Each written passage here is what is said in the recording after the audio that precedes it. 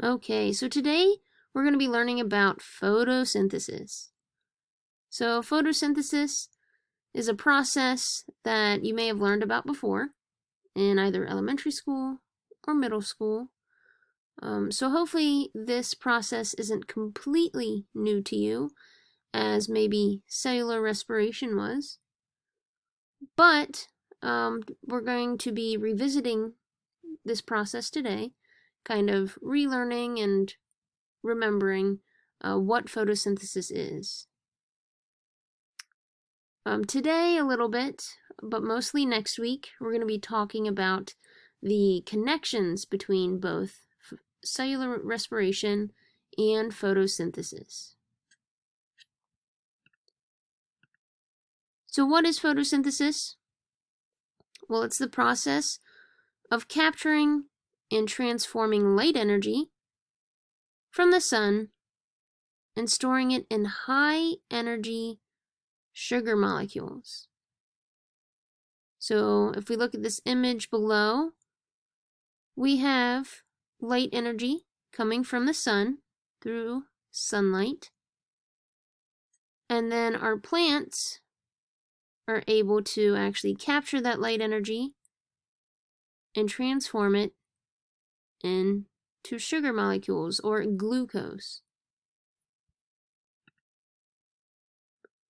So these sugar molecules, and I put here specifically glucose, can be broken down through the process of cellular respiration. So this isn't super new to us. We did just learn about cellular respiration and about how through cellular respiration we need glucose, and that glucose is broken down to form carbon dioxide, water, and then a usable form of energy for our cells called ATP. But what we may not have fully realized before is that plants are able to perform both photosynthesis and cellular respiration. Now, some of you, with me saying that, may look like the surprised Pikachu here, and others may be like, yeah, Miss Stone, of course, because plant cells have mitochondria. So if plant cells have mitochondria, then yeah, absolutely, they can perform cellular respiration.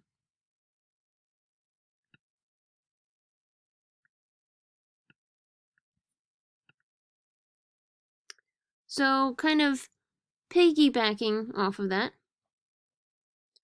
we have this chemical formula for photosynthesis. We can see that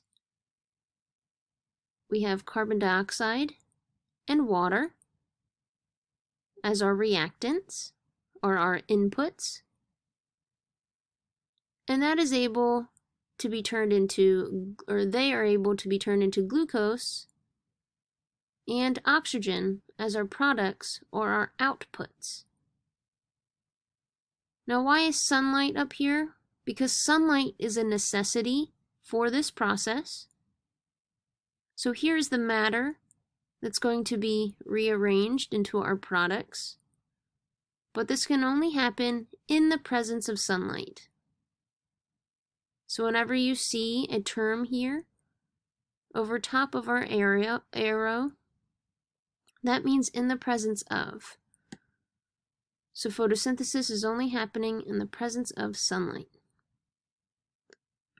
Now in some textbooks,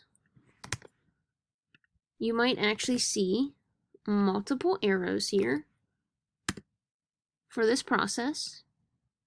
And what does that mean? That just means that there's multiple steps that are happening in this process.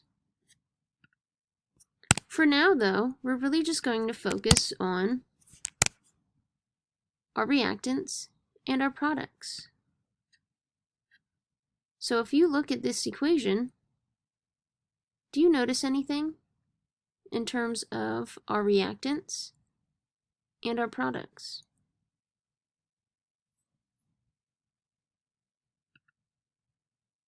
Well, in case you didn't, or maybe you did, we actually have photosynthesis as basically being cellular respiration backwards.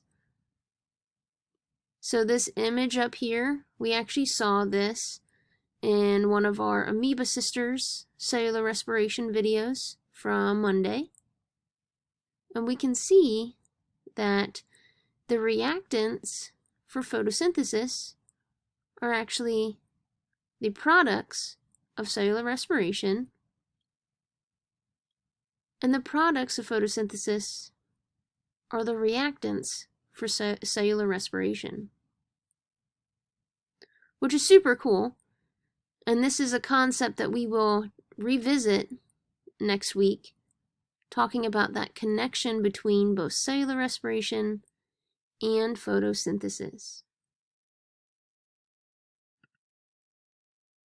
Okay, so some terminology for us to help with moving forward with talking about photosynthesis is this classification of organisms based on how they're able to get their food or their energy.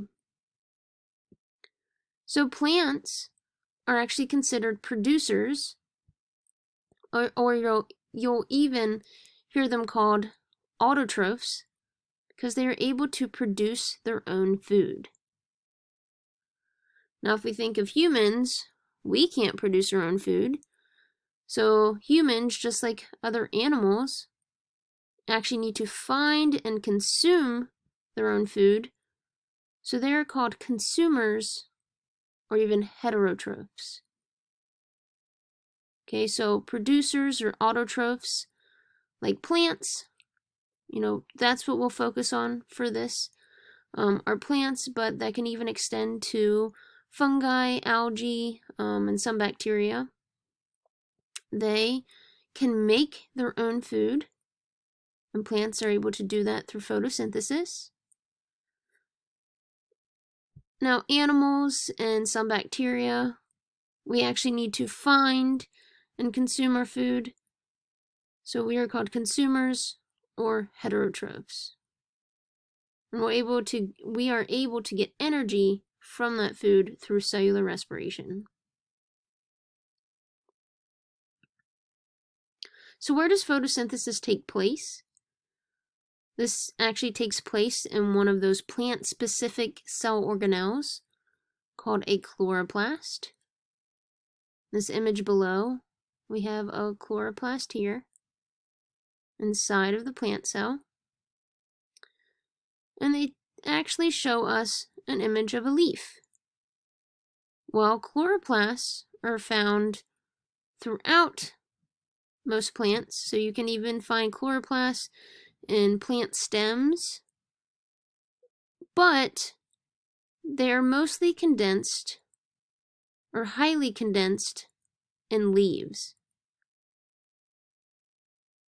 Another structure that we will talk about when it comes to leaves and photosynthesis are something called stomata. So the stomata are pores that are on the underside of our leaves that help with the exchange of oxygen and carbon dioxide. For now, though, we'll just focus on the chloroplasts. So here's another image. And here we can see in more detail what the chloroplast looks like in all of its parts. So the chloroplasts have two membranes. They have these little pancake-like structures called thylakoids. And these thylakoids are actually stacked on top of each other. And these stacks are called granum. So it doesn't say that here, but that's what those stacks are called. The space inside of each thylakoid is called the lumen. And then the space around the thylakoids is called the stroma.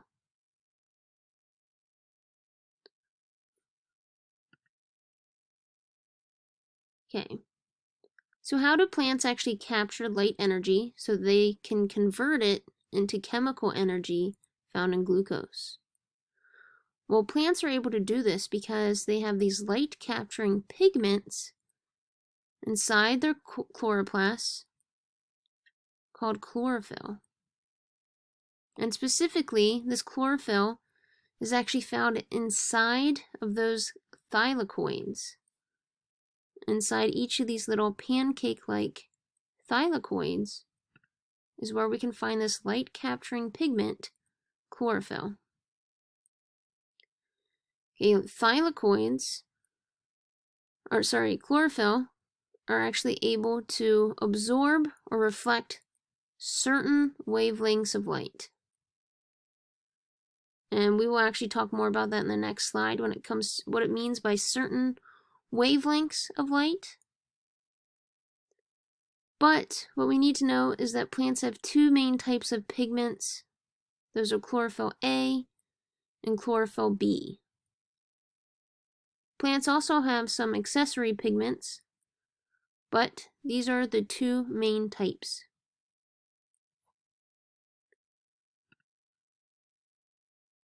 Okay, so going along with this idea of different wavelengths, we want to keep in mind that sunlight is actually packets of energy called photons.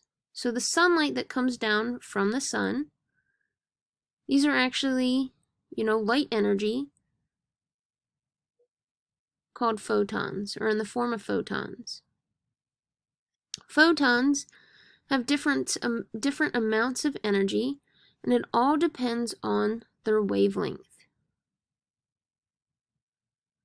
So down below, we have what's called an electromagnetic spectrum, which I know seems like too scientific of a term right now, but all we need to know is that this shows us visible light and their wavelengths and the colors. Okay, so what an electromagnetic spectrum does is it shows us this range of all forms of visible light, so that which we can see, because there's more types of light, there's more wavelengths, but this shows us visible light from low energy to high energy. Okay, you might look at this and say, what? How comes like 700 nanometers has lower energy than say 400 nanometers? Well, that's because when we're talking about wavelength, if the wavelength is smaller, so say with like violet light, the wavelength is smaller, then the frequency is greater. So with violet light, we have these smaller wavelengths. So we have increased frequency, which means increased energy. And say with red, where we have these larger wavelengths, we have shorter frequency, so decreased energy.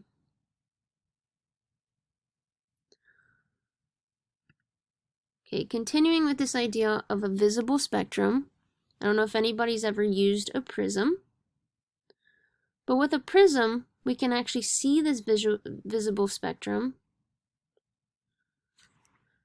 and the colors that we can see are our rainbow colors of Roy G. Biv. In addition to these colors, we can see white or black.